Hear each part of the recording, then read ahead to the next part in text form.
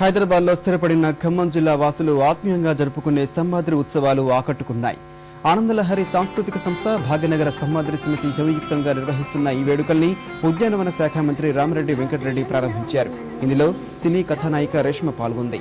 సాంస్కృతిక ప్రదర్శనలు సంస్కృతికి అద్దం పట్టాయి.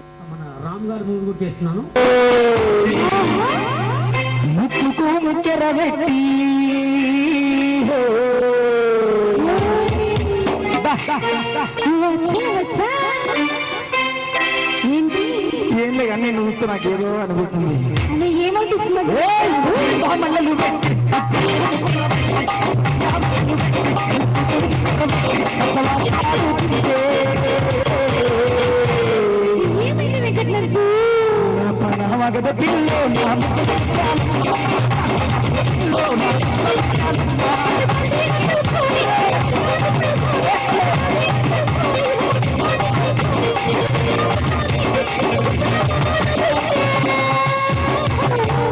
నల్లగున్నా సరే కానీ నేను ఇట్లా కట్టుకున్నప్పుడు నీకు బాగా నచ్చిందా?